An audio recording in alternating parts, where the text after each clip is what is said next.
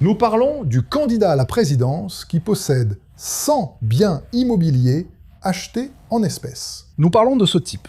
Et il semble que Flavio Bolsonaro soit sorti du radar de la presse, tu sais. Le type qui a acheté 100 biens immobiliers en espèces, avec un système de rachadinha pratiquement prouvé, puis ils ont trouvé une faille formelle dans la procédure pour bloquer l'enquête. Soyons honnêtes, pour présider le pays, n'est-ce pas? Donc, je le répète, tout le monde doit répondre de ses actes conformément à la loi et selon la gravité des actes commis. Il a l'esprit suspect. Et pour couronner le tout, nous avons encore l'ancien chef de file du gouvernement, Jacques Wagner, impliqué là-dedans avec l'ancien associé de Daniel Vorcaro, également avec toute une série d'activités qui suscitent des interrogations, y compris parmi ses propres collègues de parti. Oui, comment voyez-vous ces crises et de quelle manière cela peut-il affecter votre campagne ? Écoutez, pour moi, la question de l'éthique est au-dessus de tout le reste. Au-dessus de la question partisane. Au-dessus de la religion de la personne. Au-dessus de l'équipe de football de la personne. L'éthique, c'est l'éthique. Et l'estime que j'ai pour le président Lula, c'est que lui, contrairement à son prédécesseur, qui a changé le ministre de la Justice, a changé le directeur général de la police fédérale, a changé le surintendant de la police fédérale à Rio de Janeiro, pour protéger son fils, Flavio Bolsonaro, l'actuel président, candidat à la présidence de la République, n'est-ce pas? Le président ne fait pas ça. Au contraire, il a eu une conversation avec André Mendonça, il a tout mis à disposition pour clarifier quoi que ce soit. Et il a dit, si mon fils, si mon ministre, qui que ce soit, a fait quelque chose de mal, il paiera à la mesure de son erreur. Ni plus, ni moins. S'il a beaucoup fauté, il paiera beaucoup. S'il a peu fauté, mais tout le monde paiera selon la loi. Parce que la loi doit être respectée. Ce n'est pas le cas du bolsonarisme. Vous avez 3 ministres de Bolsonaro impliqués dans l'affaire Master. La corruption de l'affaire Master a commencé à la Banque centrale, avec la personne nommée par Bolsonaro, avec la personne nommée par Bolsonaro. L'affaire Master a pris de l'ampleur, elle a grandi pendant les 6 années de la gestion du président de la Banque centrale, nommé par Bolsonaro, avec la corruption pratiquement démontrée de 2 directeurs de la Banque centrale, et il ne s'est rien passé. Flavio lui-même a un enregistrement audio où il demande 130 millions de reais. Il faut aussi remettre ces choses en perspective. 130 millions de reais pour un fonds géré par l'avocat de son frère, Eduardo Bolsonaro. Autrement dit, il faut aller plus loin sur tout cela. Il n'existe pas cette histoire d'amis, d'ennemis, de partenaires ou de parents. Sauf que Lula laisse enquêter et Bolsonaro, non. Mais monsieur le ministre, pensez-vous que, parce qu'il est chef de cabinet du président de la République, cette personne qui a accès à ceux qui vont parler avec le président de la République, Marcola, as-tu eu tort de demander ce prêt à Roberta Luxinger? Bon gars, tu dois voir les choses du point de vue du protocole éthique et tout ça, ainsi que de la question juridique. N'est-ce pas? La question juridique, il doit se défendre devant les autorités. Je m'ai pas payé. Et s'expliquer, n'est-ce pas? Et savoir si l'autorité compétente va considérer son explication comme vraisemblable. Vous êtes-vous convaincu de ces Maintenant, explications? je pense que, sincèrement, nous sommes dans une situation politique qui exige beaucoup de prudence. Qui exige beaucoup. Nous devons savoir qu'il y a beaucoup de gens impliqués dans de très grosses affaires au Brésil. La fraude do Master est de l'ordre de 60 milliards de reais. 60 milliards de reais. Or, tu te dis, bon, si quelqu'un t'offre une bouteille de vin à 1000 reais, tu l'acceptes, n'est-ce pas? Dis-le. 1000 contre 60 milliards? Non, je n'accepte pas parce que la loi dit que tu ne peux recevoir qu'un cadeau d'une valeur maximale de 100 reais.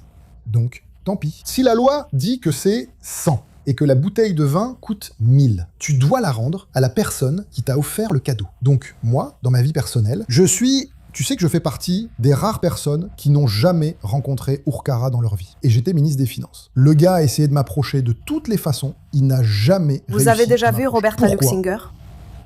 Non, peut-être que je la reconnaîtrai pas. Je n'ai jamais été avec elle dans le même cadre. Jamais, jamais. Je n'ai jamais assisté à une réunion avec elle. Je n'ai jamais été convoqué. J'aurais pu être convoqué à une réunion avec elle. Mais ce n'était pas le cas non plus. Donc ce que je veux te dire, c'est qu'au ministère des Finances, nous, il y a des règles pour que la personne puisse y accéder. Il y a des filtres pour protéger l'autorité. C'est pas parce qu'il va se passer quelque chose de mal, c'est pour la protection de l'autorité. Maintenant, c'est un environnement où la politique doit être réformée. Si on demande à l'opinion publique ce qu'elle pense de la classe politique, elle a de nombreuses raisons de considérer tout le monde comme suspect. Par principe, mais ce n'est pas vrai. Il y a des gens très corrects, il y a des gens qui peuvent commettre des erreurs, et il y a des gens qui sont criminels. Maintenant, en éthique, chacun doit répondre de ses actes conformément à la loi. Mais, désolé, c'est juste un complément très rapide. Mais la réponse du président lui-même, et de la direction du PT aussi, de dire « qui n'a jamais demandé un prêt à un ami ?» Ce n'est pas non plus, n'est-ce pas une certaine omission face à la gravité de la situation? Parce que si c'était un de vos assistants, passant exactement par cette même situation, ce genre d'information ne serait rien de grave. Ce ne serait qu'un simple prêt entre amis. Regardez ça, Banco Master a financé par exemple la campagne de Tarcísio et celle de Bolsonaro en 2022. Alors vous pouvez dire, mais écoutez, mais à cette époque-là, personne n'aurait pu imaginer que Vorcaro ou Zetter, qui a financé les deux, et qui est le beau-frère de Vorcaro, était impliqué. Personne n'aurait pu imaginer que ce type était comme ça. Mais est-ce que vous ne devez pas prendre les précautions nécessaires? Est-ce que vous n'auriez pas dû savoir qui était ce type? Alors, ces questions. Est-ce que c'est vrai que ce film de seconde zone a coûté 134 millions de reas à produire? Qui avez-vous engagé pour faire ce film? Quel acteur hollywoodien avez-vous engagé?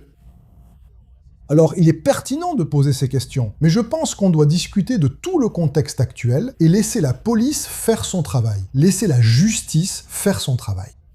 Vous avez mentionné que la politique du pays aurait besoin d'une réforme, plus ou moins dans ces termes. Et l'une des questions les plus soulevées dans le cadre macro de la politique nationale est le rôle du pouvoir judiciaire, en particulier de la Cour suprême fédérale. Et je pose cette question parce que lors de cette campagne électorale de cette année, en 2026, il y a 2 sièges au Sénat en jeu, dans chacun des États, et les campagnes des gouverneurs, des candidats au poste de gouverneur et des sénateurs finissent par avoir une certaine synergie. Comment espérez-vous que les candidates, n'est-ce pas, ce sont 2 candidates de votre liste au Sénat, Simone Teves et Mariana Silva, vont se comporter par rapport à ce débat qui concerne la Cour suprême fédérale? Doivent-elles défendre la Cour suprême fédérale, étant donné que le camp opposé au vôtre a été plus critique envers la Cour suprême fédérale, ou êtes-vous d'accord que oui, cette grande réforme politique que vous avez mentionnée doit également concerner la Cour suprême?